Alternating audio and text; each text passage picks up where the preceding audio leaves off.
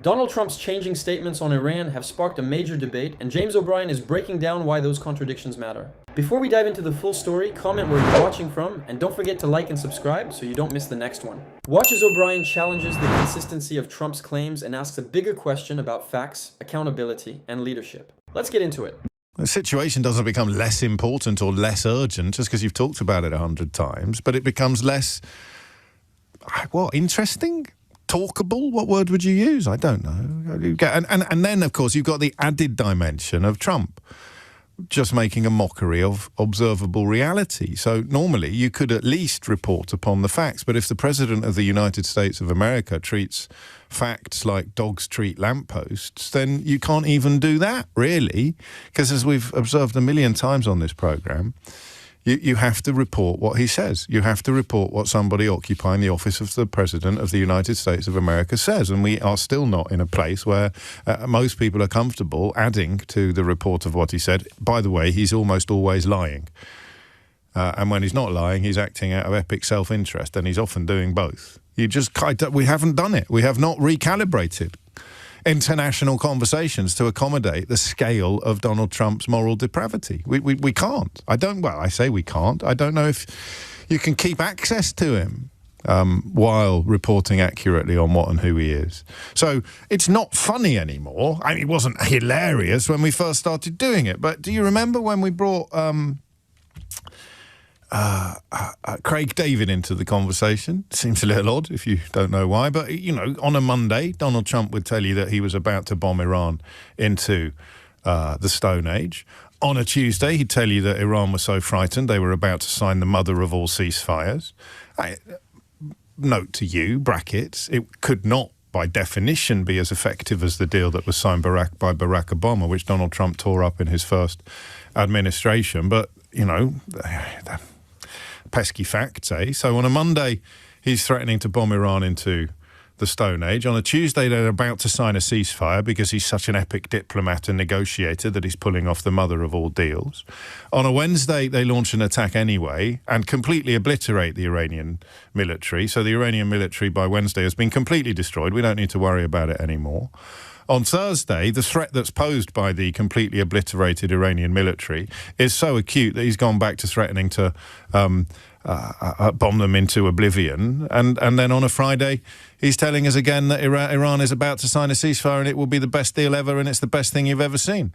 They went for a drink on Saturday and chilled on Sunday. So you've got this extraordinary cyclical nonsense, which possibly explains elements of the fatigue, possibly explains why the laminate I have in front of me. Do you remember how excited I was when Eleanor laminated the Chilcot checklist for me? Because it was like a skeleton key to unlocking a really complicated moment in British military history. It was a really complicated, and you can tell how complicated it was because an awful lot of clever people didn't get it. They didn't understand it, either because of footballification or political blinkers that they'd put on, or because of their lack of access to objective analysis, or perhaps because of the effectiveness of propaganda. Spoiler alert, propaganda does not only work on stupid people. It can work on almost everybody. In fact, I think that's probably not true, is it? I think it can work on absolutely everybody, if it's done well enough, if it's done right. But the Chilcot checklist told us what we should do, what a Prime Minister should do, what a government should do in the event of contemplating military action against a foreign sovereign power. And it didn't fit Donald Trump's request to help him bomb Iran unprovoked, to allow US planes to take off from UK air bases to launch unprovoked attacks upon Iran. And unprovoked is a technical term, militarily unprovoked. The Iranian regime is, of course, hideous. And, of course, it murders its own citizens in their droves. But it remains sovereign and it remains foreign. And, therefore, it is military actions against...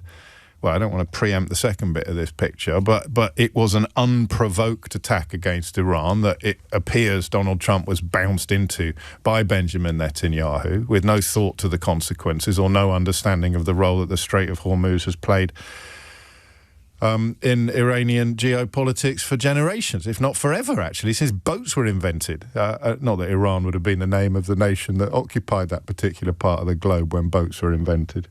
So it was correct.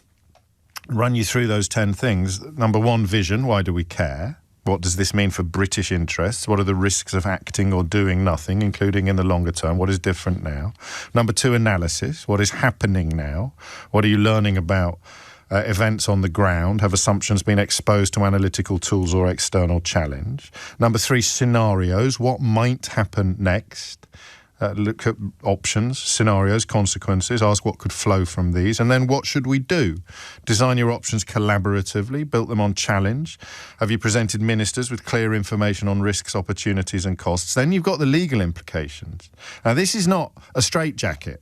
How do we ensure action is lawful? Spoiler alert, sometimes they don't, but they should, always. What is the wider legal context? I mean, you're talking about a war in Iran that was essentially spawned by a man, Benjamin Netanyahu, who can't visit most countries in the world without being arrested on suspicion of war crimes. So you can either say, well, that proves that the law doesn't matter, or you can say that proves why it's so important to make sure that any actions undertaken militarily by our government are lawful. You look at the policy implications, you look at international legal basis, then you look at policy and strategy. You ask yourself, what does success look like? Then you do resource, what do we need to deliver? Planning and doing, how should we do it? Policy performance, how will you monitor performance? And evaluation, is the policy working? So when Donald Trump invited Keir Starmer to wash his hands in the blood of Iranian schoolgirls, Keir Starmer said no. The Chilcot checklist did not deliver